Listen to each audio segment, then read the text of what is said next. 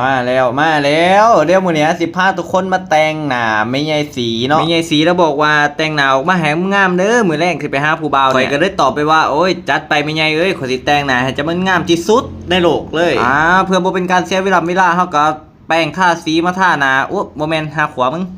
เอาห้องพื้นมาทาได้หลายโบกเข้าไปให้มันหลายๆเพื่อบ่ให้เห็นห้อยลำห้อยแรงขี้ฟ้านี่ก็ว่ากันไปก็คือสิอาศัยแต่ห้องพื้นนี่แหละซอยชีวิตเฮาก็บ่อยากเว้าหลายใหญ่ห่างเฮาก็จินตนาการไปโลดว่าโอ้ย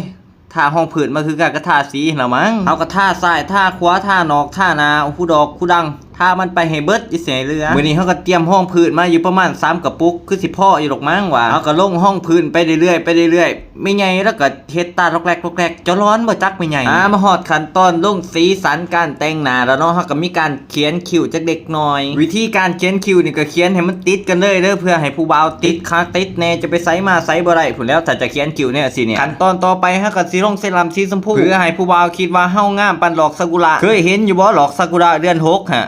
เดือน6ฝนตกใหม่ๆปลาคอใหญ่ขีดหอดปลาเข็งแต่ไหนนะแต่นี้แน่โอ้ยสิวดน้ำห้องเพลงอยู่นะเขาก็มาแต่งหน้าให้ไม่ใหญ่สีต่อเฮาก็ทาเซรั่มสีชมพูไปบางๆให้ทั่วหน้าทั่วตาเลยและอีกอย่างนึงที่สำคัญกว่าเซรั่มอีกก็คือสีสมเจ้าเบิ่งสีสมไม่ใหญ่สีเราบ่ธรรมดาได้ข้างในนี่เป็นสีแดงข้างนอกนี่เป็นสีดำขึ้นมันแดงขอบดำมันนะโอ้ยผู้บ่าวเห็นแล้วติดแท้ติดว่าไปไสมาไสจนบ่ได้พุ่นแล้วพี่น้องเอ้ยกินข้าวกินน้ำก็บ่ได้กินฮอดแต่ไม่ใหญ่สีแห้งเพราะว่าได้เฮ็ดสีสมแดงขอบดำปูเบิดเท่านั้นความงามมันยุ่นเราเบิดถ้าได้เฮ็ดสีสบแดงขอบดำด้ามาฮอดขั้นตอนนี้เฮาแต่งหน้าแล้วไปทีมหอยเนาะงามบ่งามก็คอมเมนต์มาเบิ่งเด้อ